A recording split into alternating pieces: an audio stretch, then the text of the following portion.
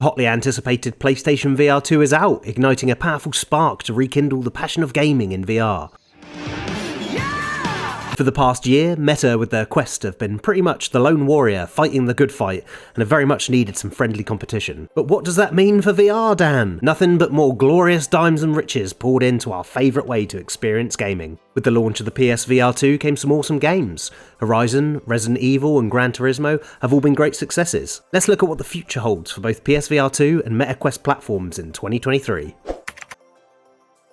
Ghosts of Tabor. My hype levels are high for this one. If you've seen Escape from Tarkov, or possibly the new DMZ mode for Call of Duty Modern Warfare 2, then you'll understand the appeal for a PvPvE type experience. The goal is simple. You load into a 1-hour raid with between 8 or 20 other like-minded scavengers.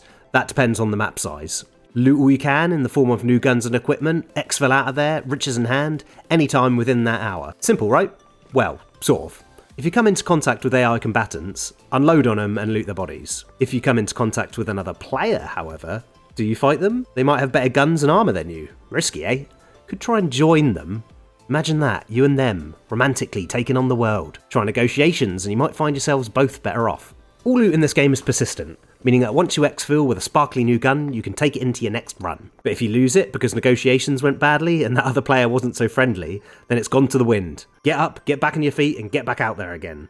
Maybe you'll do better next time. With an open alpha coming to PC VR at the end of February, you shouldn't have to wait too long before Ghosts of Tabor is available for both Meta and Sony systems. Punches thrown on both sides. I loved Season 1 of Stranger Things, but my love for the show started to dwindle by about Season 3. When I least expected it, Season 4 blew me away and was my favourite to date, rekindling my love for the franchise. I believe strong villains are the key to great stories, and Vecna was a force to be reckoned with. The Stranger Things officially licensed game has you playing as this same Vecna, invading minds and conjuring nightmares in your quest to enact revenge on Eleven and the quaint town of Hawkins. Now, we don't know much about this title other than what the trailer shows, but it would seem that the Upside Down is looking pretty ripe for a VI foray. Let's just hope it lives up to the legacy of the show. Developer Tender Claws have stated that this title will be available at launch on all major VR headsets winter 2023. And although that's not very precise, I think it would be a safe assumption to presume that's both Quest 2 and PSVR2 headsets. Both these juggernauts are neck and neck. Grab those PKE meters and watch those streams, because these ghosts ain't gonna bust themselves, and I for one ain't afraid of them. Ghostbusters Rise of the Ghost Lord is a 4-player co-op action game where you traverse levels in San Francisco, rather than the film's New York setting, to trap those unnatural beings in your proton packs. From the trailers we've seen, there seems to be a good variety of ghosts, and even some larger-than-life bosses to take care of. This one is being developed by Endreams, who have a great legacy when it comes to VR content, behind titles like Phantom, Covert Ops and Fract, so expect the Ghostbusters franchise to be in good hands. You guessed it, this one is slated for a 2023 release on both Quest 2 and PSVR 2. Punches thrown all round. We have seen absolutely zero footage of Assassin's Creed VR. Disappointing, I know.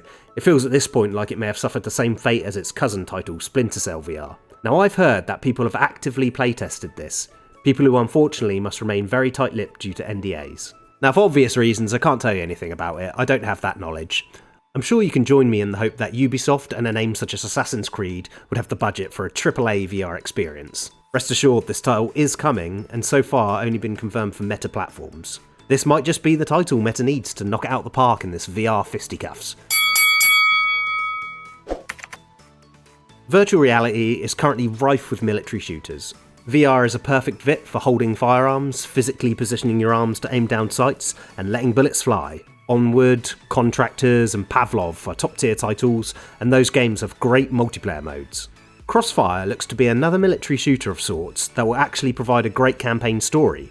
You won't be alone either, Crossfire supports full 4-player co-op. This one looks stunning with its Killzone style aesthetics. I can't wait to grab my M4, aim down sights and let 'em rip. PlayStation retort with an uppercut as Crossfire Sierra Squad is an exclusive to that system.